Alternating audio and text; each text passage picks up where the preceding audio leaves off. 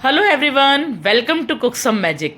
तो भाई आज कुक सम मैजिक में बन रहा है घर के बिल्कुल बेसिक सामान से एक मज़ेदार नाश्ता।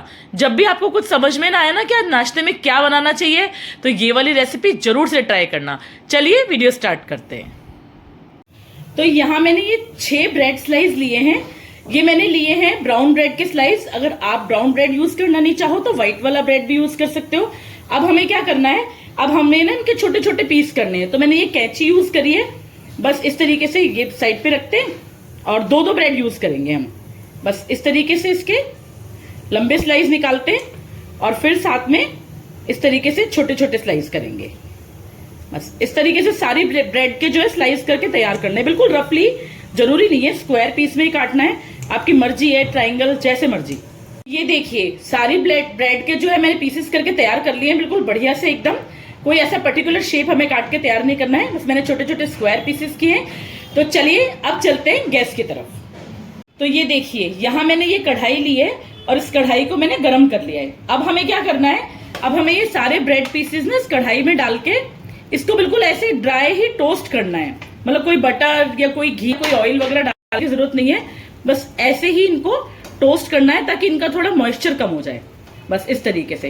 अगर आप चाहो ना तो एक तरीका और है इसका कि पहले ब्रेड स्लाइस को तवे पे टोस्ट करके उसके बाद भी पीसेस कर सकते हो। तो इनको टोस्ट कर लेती हूं मैं, फिर दिखाती हूं आपको। ये देखिए ब्रेड हमारी बढ़िया से टोस्ट हो गई है फर्स्ट क्लास तरीके से।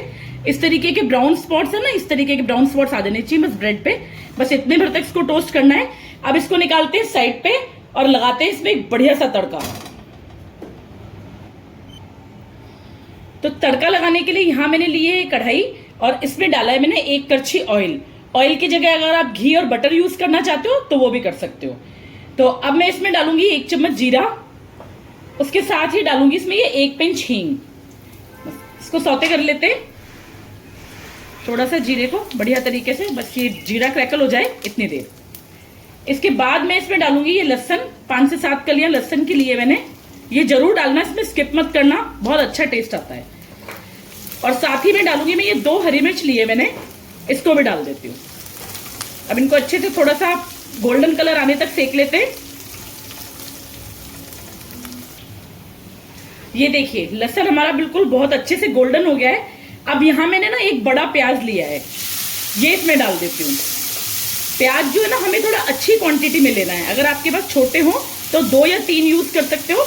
ये मेरे पास एक काफी बड़ा प्याज था तो मैंने 1 प्याज लिया है और इसको अच्छे से थोड़ा सा ट्रांसपेरेंट होने तक हमें पकाना है।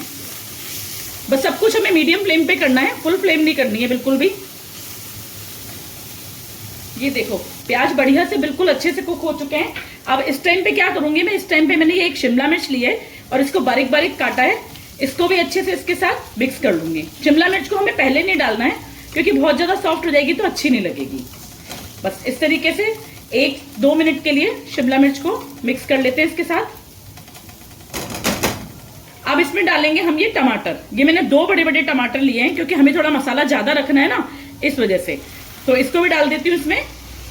ये सारा अच्छे से मिक्स हो चुका है।